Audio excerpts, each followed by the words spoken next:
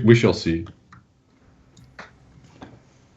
All right, guys, welcome to the third place match of the DSCL Open first qualifier. The loser of this is out and has to go all the way again through another qualifier. The winner is qualified for the DSCL Open. Guys, this is Catalina Ellie. Casters, take it away. All right, here in the bottom right of Catalina, we have the red Protoss from Team Penta. Here's Tarrantius. And on the left, we have the purple Zerg. It is My Insanity's RiSky. This map is also always pretty interesting because it's not completely symmetrical. So you do have some differences based on where you spawn, which makes it quite interesting to play. Yeah, this is an older map, I believe. Yeah, it is.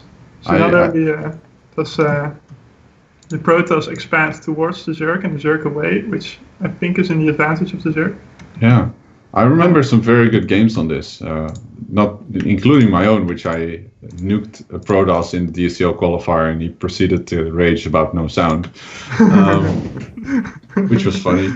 But also I think this was 4GG beating life at DreamHack. Exactly, I was thinking of the same game. He was playing mech, and he was playing mech in such a cool way because he just had little squads of like a tank, a Thor, and a Hellbat, which would attack a base. It was amazing to see. Yeah, I was in the audience for those games, and that was a very, very cool series. But no such thing in a PvZ map, unfortunately. If you look at the backside of the main bases, you always had this. The Zerg actually has an advantageous position because you really don't have a lot of airspace there. Mm-hmm. While against air attacks, it can be very difficult to spawn at the place where the Protoss just spawn. This is what I really noticed. If you play Terran against Mutalisks, it was quite difficult to set up your turret wall. Wow. Yeah, the difference in space between the main bases and the edge of the screen could not be bigger. Yeah, exactly. So there are some imbalances in this map, but they also make it interesting because every game, depending on the spawns, can lead to some different strategies. All right, so a quick third hatch here from RiSky. Seems like Tarrantius is just going to play. Well, he's not going to play that standard because I feel this is a very quick Twilight Council. He's currently on 2 gates.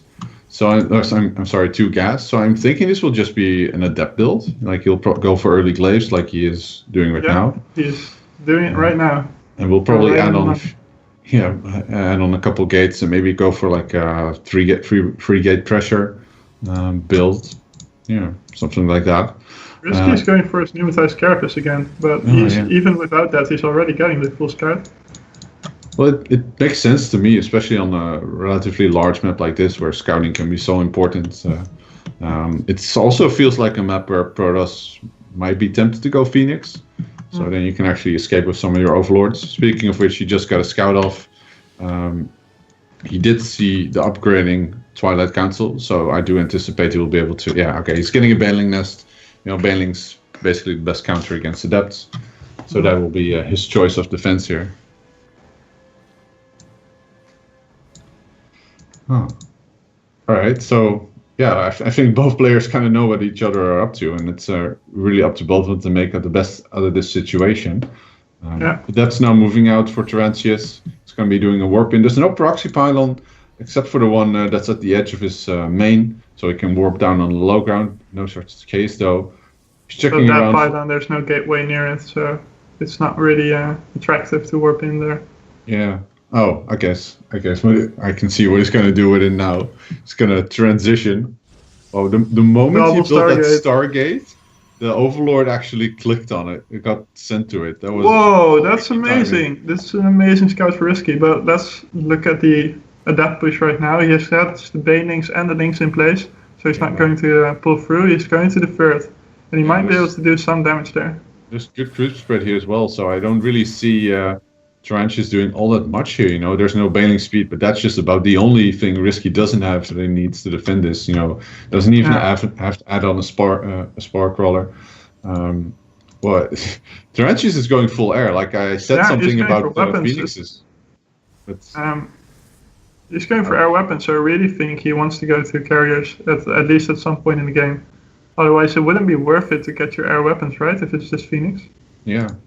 Yeah, I guess with Phoenix you just want to get that. Well, he's going Phoenixes, so I would expect to see the fleet beacon pretty soon, so he can upgrade range. But I guess at this stage it's not worth the huge investment. Yeah, Phoenix Adept, potentially very strong composition, but also very difficult to control against this good Zerg player. Really comes down to control and positioning for the Zerg player, along with, of course, getting the right unit composition. RiSky is kind of marching his queens to the front, probably to set up more creep spread as much as he wants to, because, well, this is a big map and you need the creep spread to go along with it. Definitely. It always, when I just look at the minimap, I always think it's smaller than it actually is, but it is a huge map. Mm-hmm. Yeah, for sure. Phoenixes are now out on the field. What? What? What? You saw that too, right? Wait, what's happened? He killed his own creep tumor with a bunch of queens. I think it was just a misclick because you would like attack move. Still. I missed that. Maybe you wanted to build a spine crawler exactly in that spot, so he needed to clear out the tumor. Yeah, I don't know. He's really going full on the Phoenixes. Yeah, this now he's queen is making not his first going to move. survive here. Oh, but is this Phoenix going to actually? Oh, Lots of damage taken there. yeah, exactly. He got one queen, but so many of the Phoenixes are hurt. Meanwhile, and he he's can't moving repair his whole damage. Adepts back towards the third, but the Balings are in position, and I do not think they will do anything really. Is he going to hide the Balings? Yeah, he hit the Balings, so he didn't he lost a lot. There's so many queens here. Phoenixes have to be careful. Yeah, it seems, Tarrantius does have map control, but that's just because the Zerg doesn't really want to move out. He's now adding on a Hydra Den, so we will soon be seeing Hydralisk added to his composition, and using those he will definitely be able to get map control back. Tarrantius actually adding robotics facilities Yeah. and the Temporal Archives, and he's no longer building Phoenixes. Yeah, and he never got that fleet beacon either, so he never got Phoenix range. Seems to me quite clearly he's just looking to transition. Oh, sweet pickoff here if he responded quickly, but he did not, alas. Might go for the queen that's inside his base, or just a couple overlords for free, which is always a nice pickup. Few drones, really and nice. A few drones, yeah. All right, great pick me up here for the Protoss player managing to respond quickly to the out of position queens. Do you think it's worth it to get air attack upgrades just for like making a handful of Phoenixes?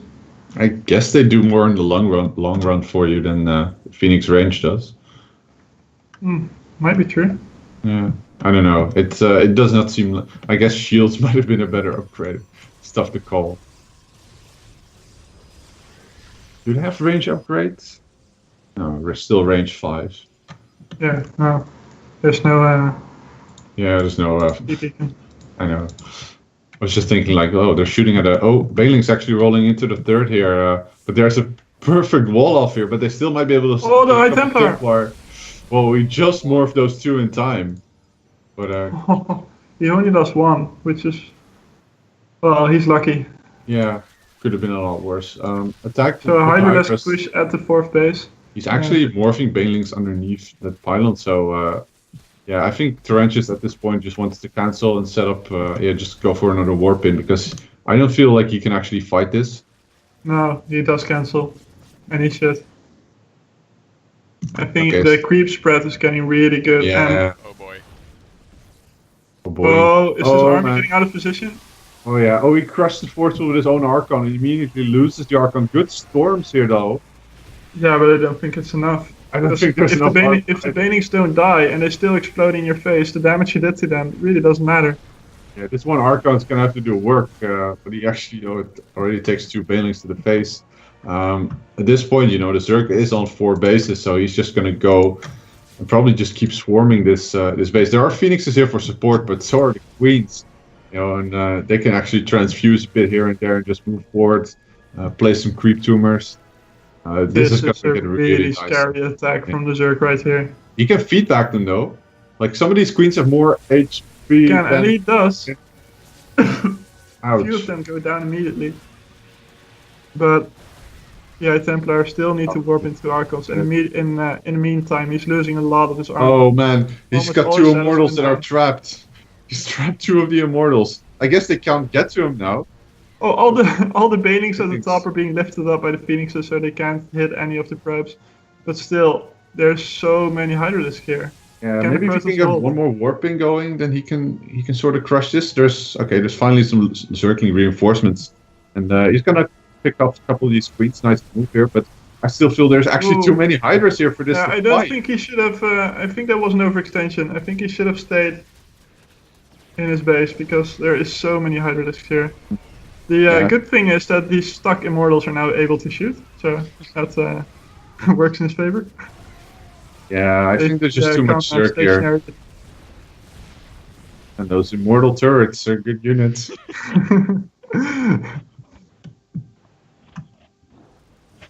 Yeah, just so- keeps building more. There's so many banings being added up. He's also getting a hive and a spire, so he even has a plan B in case this doesn't work. Yeah. But I think it will work. I don't So- even think he needs the hive. So RiSky's main is almost dried out. I feel like he should be getting another base here, just to keep as a backup plan in case this gets held somehow. Yeah, he can basically get any base without any competition. So And those Archons stack so many banelings, but still, there's just so much stuff here left for the for the Protoss, and especially for the Zerg. Who's once again moving in, fighting underneath a overcharged pylon. Maybe not the best idea, but it's just got so much stuff left. Actually, the still probes are being left. pulled, but probes are strong, but Hydralisks are stronger. I'm not sure. He might almost clean this up just because of the immortals that are still alive. Well, he killed a lot of infrastructure, though. Yeah, look at Just- the supply, as Lutot would say. Yeah, look at the supply indeed. No more units. GG. RiSky 1. Wow, it's game number 1 done. So that means that RiSky is now 1 game away from qualifying, and Tarrantius 1 game away from not qualifying and dropping out of the qualifier altogether. Tarrantius does get to choose the next map, though. Mm-hmm.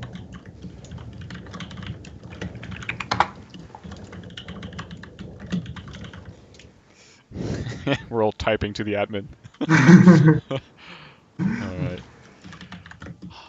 I'm gonna take a quick gander at the brackets again. I love how these auto-update. Alright, I'm gonna show you the brackets, because these are nearly how they're gonna be looking when they're complete. Let's see, here they go. All the way to the finals are Optimus and Tamikis. They won't be playing tonight because both of them qualify. Not really any reason to play a finals if both players have been qualified. And then Tarrantius RiSky, of course, is the current match, but only the winner qualifies. So this is a very important match to be played indeed. And then, of course, to all of you players who didn't make it or who want to play the next time, there's going to be a next time. There's going to be 3 more next times even, and then a 4th one if you did well over the next 3 next times. So from now on, so from this week on, we have a qualifier every week, and it's going to be alternating between Mondays this week and Wednesdays. So next week's going to be a Wednesday, the week after on Monday, and all in all, we'll have 4 open qualifiers and 1 last chance qualifier for those who did well but did not qualify yet. And game number 2 is getting ready. We're in a lobby right now. And Acolyte is the map. I'm not sure if we've seen Acolyte today. Or, of course, we have, right? No, wait. Have we? No, at least we haven't casted it yet. Yeah. All right, cool. Cool indeed. I'm really curious how this map plays out. I mean, I haven't played any games yet this season, so I haven't been able to try it out myself. Mm-hmm. What do you think of the map? Well, we're just gonna see. I don't know. I don't really have an opinion on it at this point. I think Acolyte is a map that most players agree on is kind of decent for most races, except maybe Protoss was favored in PvT. I think Optimus may have said something like that, but I'm not 100% on that. All right. Yeah, you got the pocket expansions, which is a fun theme to come back.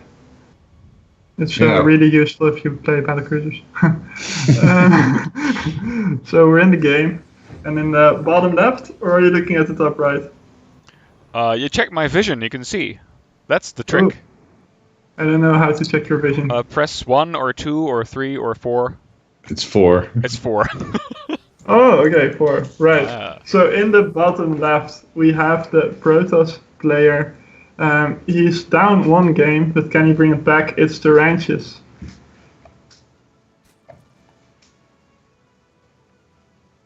And in the top right, we have the purple Zerg. He is from Team My Insanity. He is RiSky.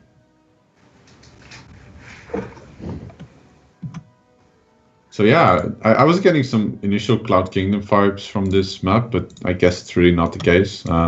It's cool. It's got like these floaty gold-like squid floating around if you look carefully. They look like Protoss faces with tentacles on it. It's kind of funny. Anyway, no, I'm not kidding. Oh yeah, there I saw one. Oh, all right, so there are a lot of bases you can comfortably just sit on. It seems like if you go out from the natural and just kind of set up towards the the fourth, then yeah, good stuff, right? Wait, I somehow rotated my vision and I don't want this. I do this again. Press delete. You see the amazing. Insert. Yeah, that's how I go back. Oh, whatever. You see the amazing mothership ruins that are behind the gold bases. Behind the gold bases. Let me check. Wait, where's the? Oh, there's the gold bases. Oh, right. Ooh. Yeah. Wow. So don't build motherships on this map. I guess not. This is what will happen. Oh, cool. Wow. But feel free to camp and build battlecruisers instead. Exactly, you understand it. All right, so Tarrantius went for a gateway expand in base, very safe. I'm surprised to see RiSky. Okay, there we go. Yeah, RiSky expanded towards his outside natural first, and now he's getting his third in base, which makes perfect sense to me. Yeah, because I think you want your queen faster at the. Yeah, at the ramp for defensive purposes. Awesome. Well, that's cool.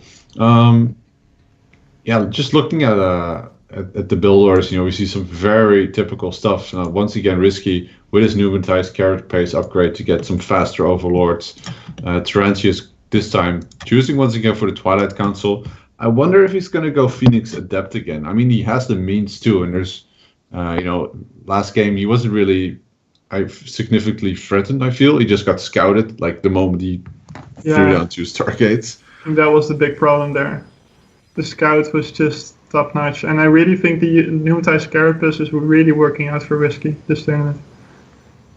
So Tarrantius is building a stalker first, and he's trying to patrol it around his base to catch any overlords, but it's actually getting in.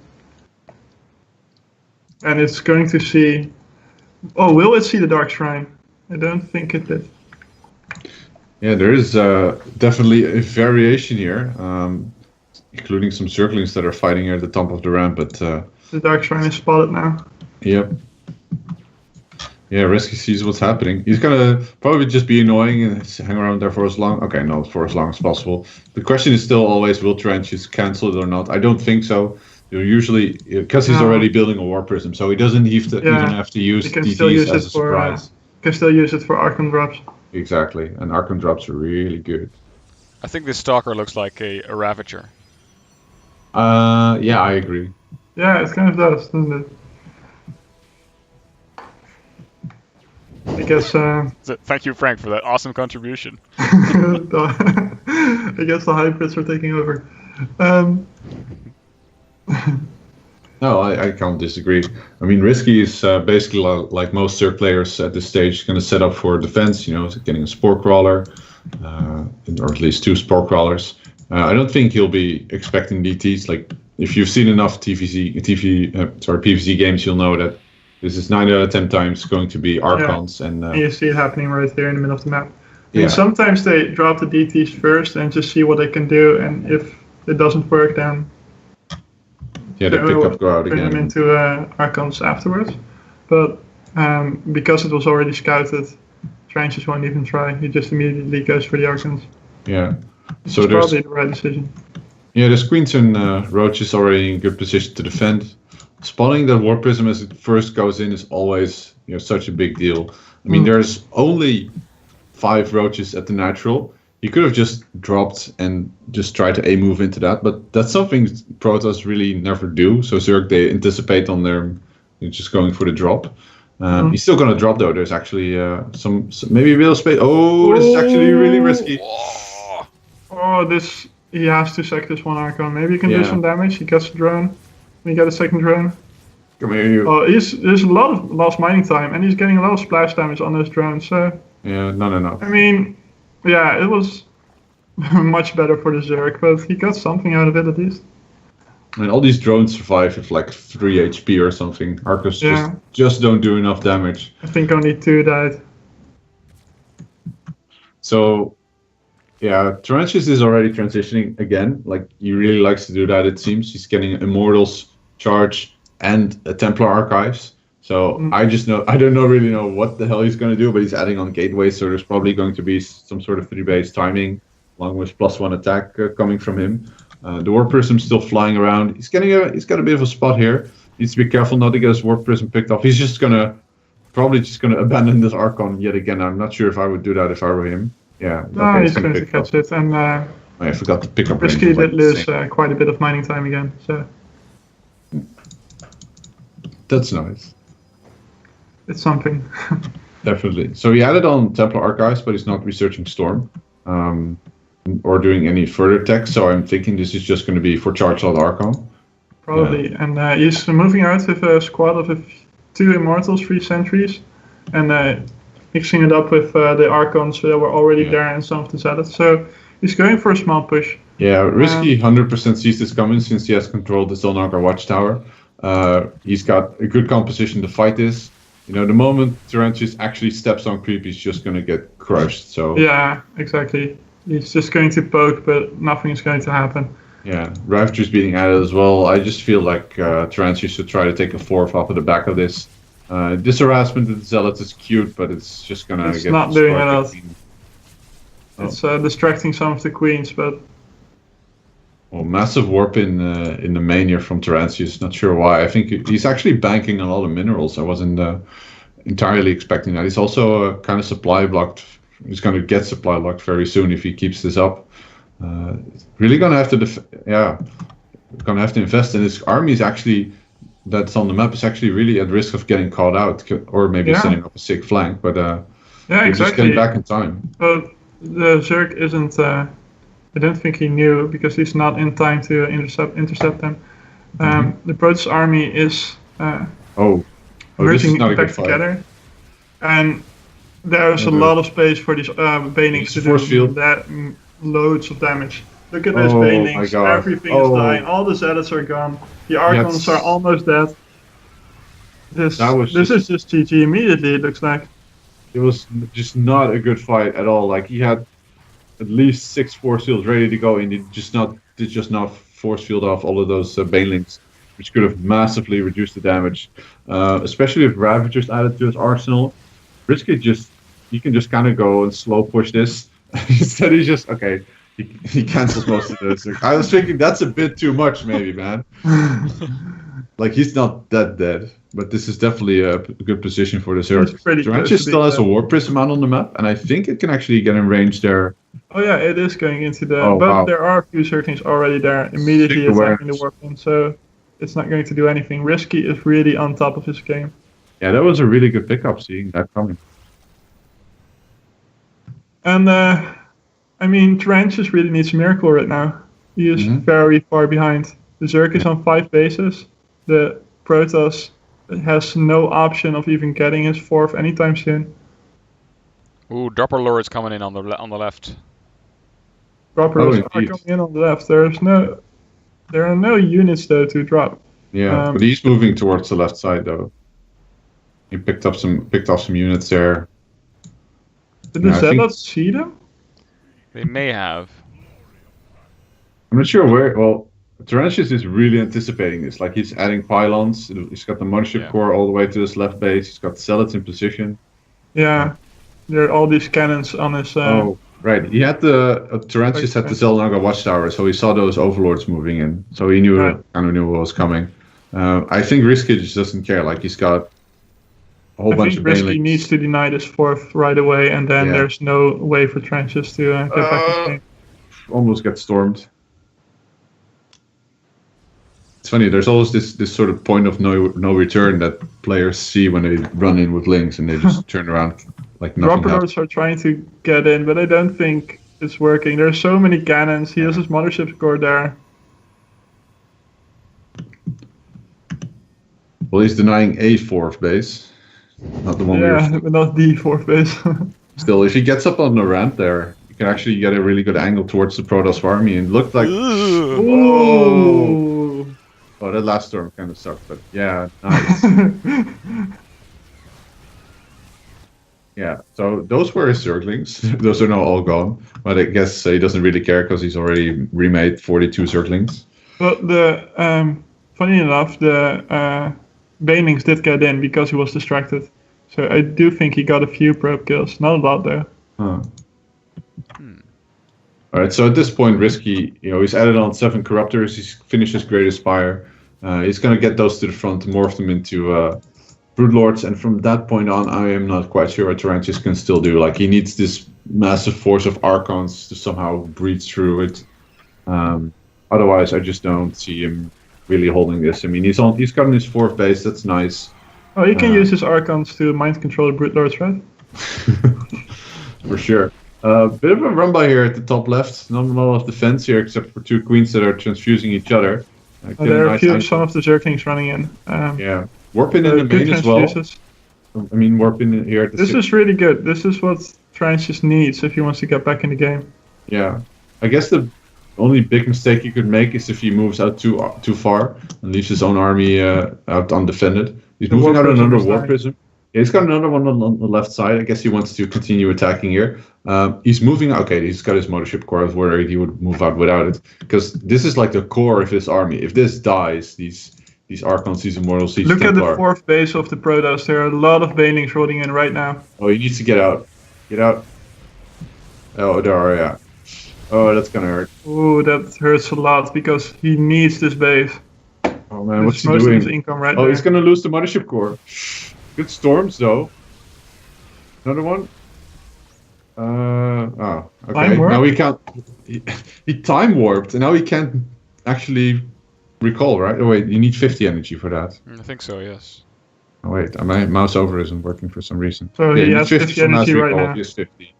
All right, it's thinking. Okay, he spots Broodlords. He should just. Yeah, get out. Oh, one Templar. 5 more Broodlords coming in. Yeah, now it's panic time for the Protoss. He's getting his fleet peak and it's halfway finished. Yeah. He has 2 Stargates to build Tempest by, but they won't be here fast enough. Yeah, He already like, puts his Chrono Boosts on them. preemptive Chrono Boost. Yeah. Yeah, this is where the going gets really tough for a Zerg player. These Broodlords even have enough time. I mean, the going gets tough for a Protoss player. These Broodlords have plenty of time to fly their way across the map. Tempests are starting right now, but the Broodlords are already here. And all the anti-air he has are Storms and Archons, which is not good anti-air against Broodlords. Yeah, like it kind of tickles them unless you get completely underneath. Yeah, and it's so difficult to get close enough for the Archons to really do anything. He has no Stalkers, he has no Phoenixes, he has no Void Rays. All he has is just time to wait for those Tempests to come out. All you can just really do is stall and try to not lose as much Archons. Exactly. He does have a Zealot run by, and he's getting one of the Zerg bases, which is really good to keep him busy. Yeah, that's sweet. To catch more time for himself. He's trying to get underneath, but the Archons are there. The Storms are really good.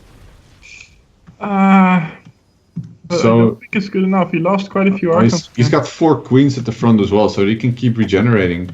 Yeah, he has Tempest now, so he can start firing away at the Broodlords. But the Broodlords are firing right back. Needs a storm. Good Storms are good, Oh my but I don't think god. they're good enough. Yeah, but there's still so many. Yeah, okay, that's just too many Zerg. Like, I almost felt like you could have almost, if you had perfect storms, you would have killed all of those Hydras. Does not seem to be the case. Tempest still up though.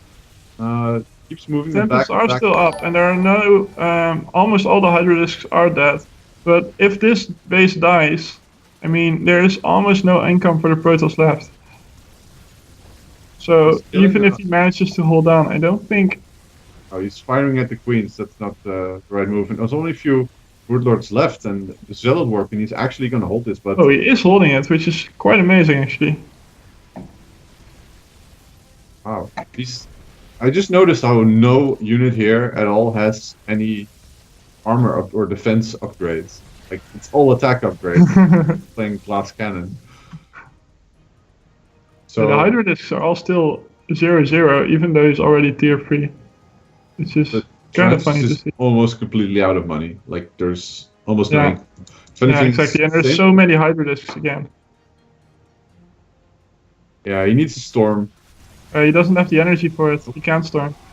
So I think he's just dying here. The Immortals are not very strong against the Hydra discs. The Tempests aren't either. I think he's going to lose a lot there. Yeah, I think this is where RiSky manages to close out this game. And he does, falling. And that means that RiSky qualifies. Yes, he was our favorite initially, but now he has managed to still even just barely grab on. And actually, he played really well in this series, and he managed to be the third player to qualify for the DSCL round of 16. Definitely. So we have Optimus, Tomicus, and RiSky, who will